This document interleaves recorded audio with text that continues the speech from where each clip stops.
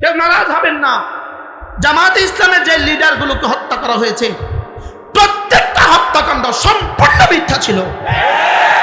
বলেন কি বলছি বলেন, আবার বলেন। প্রত্যেকটা হত্যাকাণ্ড সম্পূর্ণ কি ছিল? সম্পূর্ণ মিথ্যা ছিল।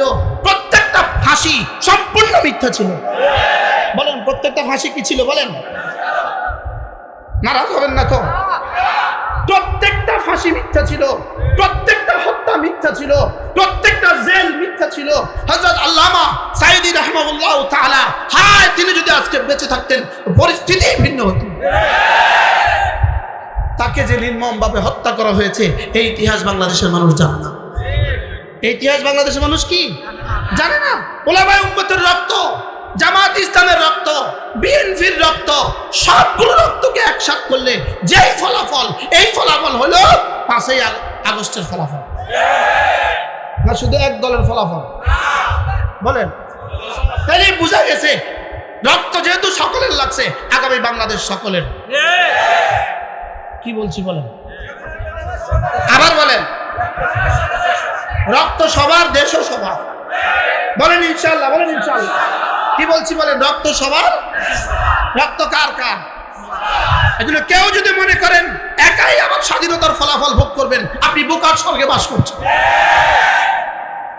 এক্সকিউজ মি, মাফ করবেন আমার, জানি না আমার কথার সাথে আপনারা একমত হবেন কিনা। যদি কেউ মনে করেন আবার এদেশে চাঁদাবাজি হবে, হবে না। আবার এদেশে দুর্নীতি হবে, হবে না। বলেন ইনশাআল্লাহ, বলেন। এদেশ হবে, আগামী দেশ হবে ইসলাম ও মুসলমানদের দেশ।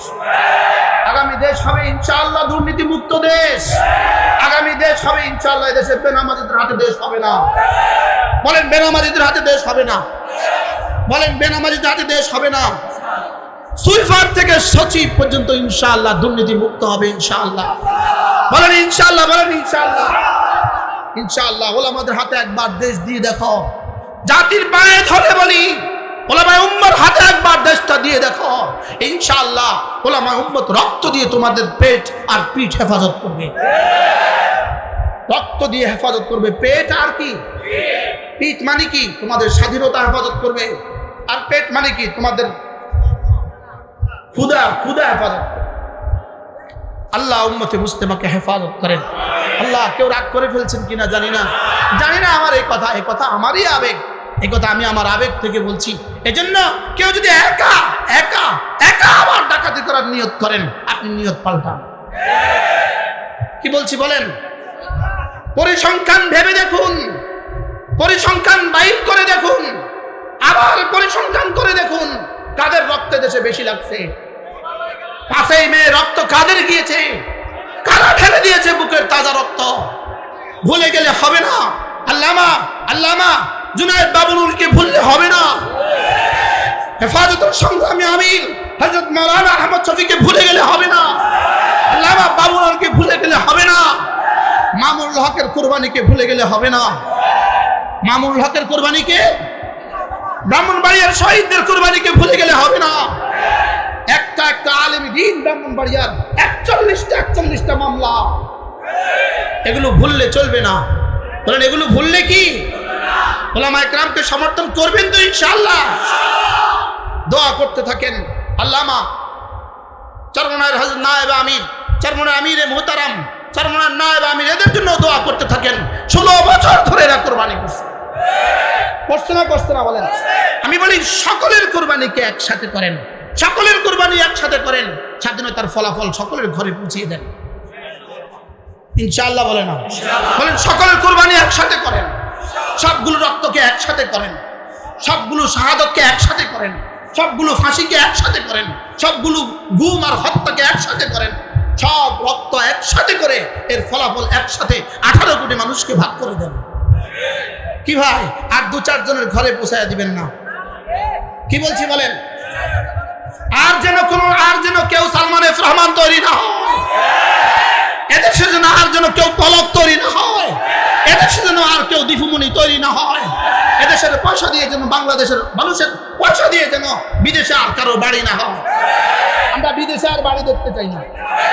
বলেন, হাত তোলেন, বলেন আমরা বিদেশে আর বাড়ি দেখতে চাই না। বলেন আমরা বিদেশে আর কারো বাড়ি দেখতে চাই না।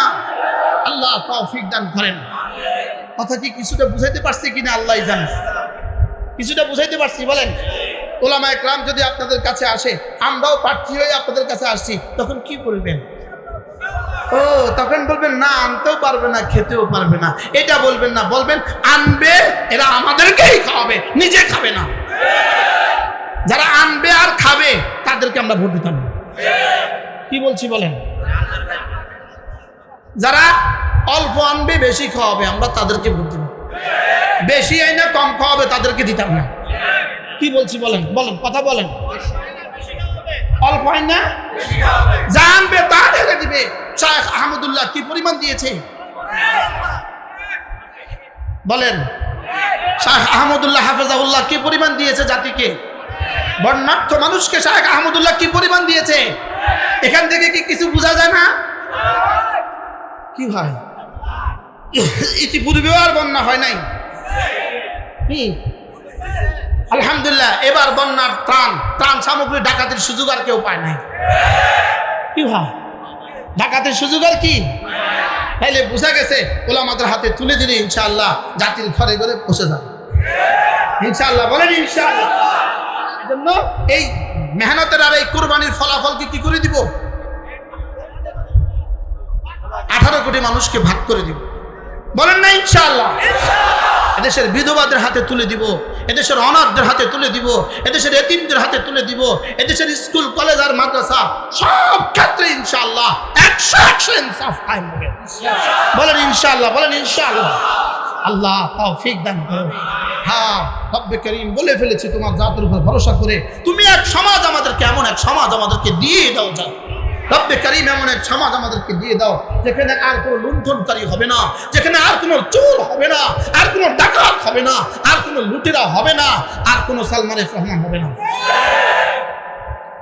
জাতির টাকা দিয়ে বিদেশে বাড়ি বানানো, জাতির টাকা দিয়ে বিদেশে কি?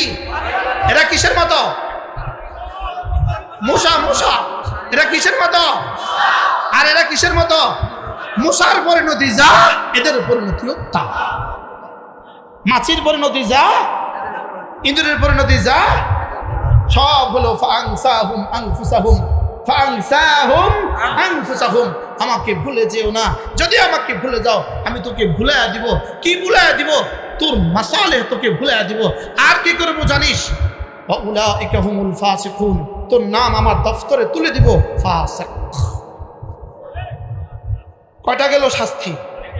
3 নাম্বার, ফালাম্মা নাসু মা যুকিরু বিহি ফাতাহনা আলাইহিম আবওয়াবা কুল্লি শাইইন হাত্তা ইযা ফারিহু বিমা উতু আখাযনাহুম বাগতাতান ফাইযা হুম মুবলিসুন ফাকুতিআ দাবিরুল কওমিল্লাযীনা যালামু ওয়ালহামদুলিল্লাহি রাব্বিল আলামিন। রব্বুল আলামিন বলেন, কেউ যদি আমাকে ভুলে যায় আমি তখন তাকে মন মন্তুদে শাস্তি দেই। 3 নাম্বার শাস্তি, ফাংসাহুম আনফুসাহুম 1 নাম্বার শাস্তি, উলাইকা হুমুল ফাসিকুন 2 নাম্বার শাস্তি। 3 নাম্বার শাস্তি, ফালাম্মা নাসু মা যুকিরু বিহি ফাতাহনা আলাইহিম আবওয়াবা কুল্লি শাইইন। ওরা যখন আমাকে ভুলে যায় আমি দুয়ার খুলে দেই, সব কিছুর দুয়ার খুলে দেই। বলেন নাউজুবিল্লাহ। খুলছে না? খুলছে না? কি পরিমাণ খুলছে? জোরে বলেন। সম্পদের দুয়ার কি পরিমাণ খুলছে? শুধু বাংলাদেশ থেকে একজনের বেতন 1,60,00,000 টাকা। আস্তাগফিরুল্লাহ না মাশাআল্লাহ, আস্তাগফিরুল্লাহ না মাশাআল্লাহ। আমেরিকার প্রেসিডেন্টের বেতন আছে 1,60,00,000 টাকা। কি গ্রেট ব্রিটেনের বেতন আছে, প্রেসিডেন্টের বেতন আছে 1,60,00,000 টাকা। দুবাইয়ের প্রেসিডেন্টের বেতন আছে, আমিরের বেতন আছে 1,60,00,000 টাকা। আমার জানা নাই, কে জানে? আর বাংলাদেশের একজনের বেতন 1,60,00,000 টাকা।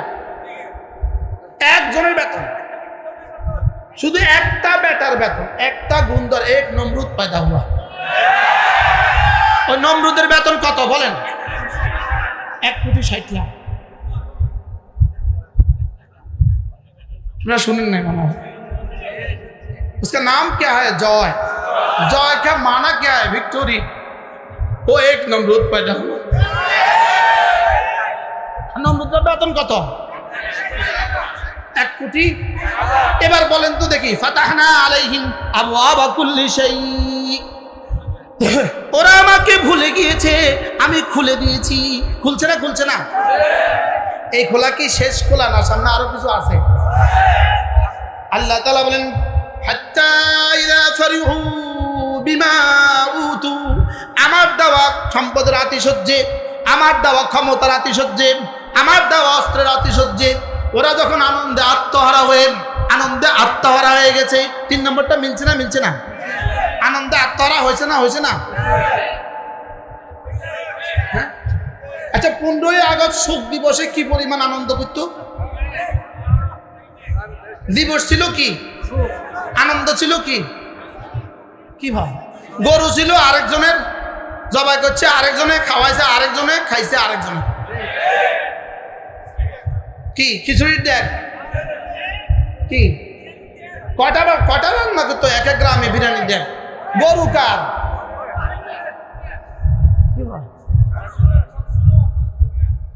गौरव मजलूम है, मजलूम का कुछ रहता नहीं, जालिम का कुछ जाता नहीं, जालिम का कुछ रहता नहीं, मजलूम का कुछ जाता नहीं। मजलूमेर किछु যায় না, জালিমের কিছু থাকে না।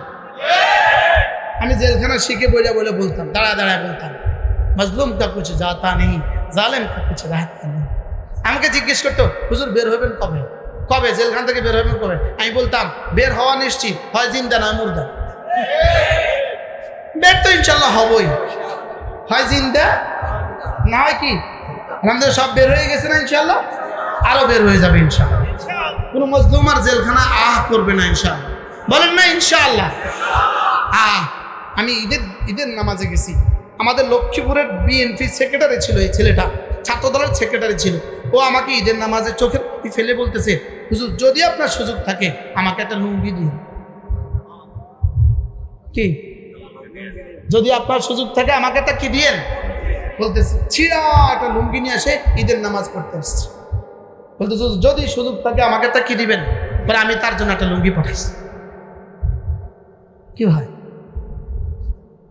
করুণ কাকে বলে? আয়নাঘরের করুণ ইতিহাস কাকে বলে? কিও কয় প্রকার? মোষগুলো এত বড়, যেদিন ঢুকছে 6 বছর বোঝ কাটতে পারে নাই, কত বড় হয়েছে মোষ। নখগুলো এত বড়, কত বড় হয়েছে মুখ। চুলগুলো এত বড়, 2 হাত বাঁধা 2 পা বাঁধা। বলুন তো দেখি দৃশ্যটা কেমন? একজন দুজন না, হাজার হাজার। হ্যাঁ, জালিম কা কুছ রাহতা নেই। বলেন যুলম ইয়ারজিউ ইলা যালিম, জুলুমকারীর দিকেই ফিরবে।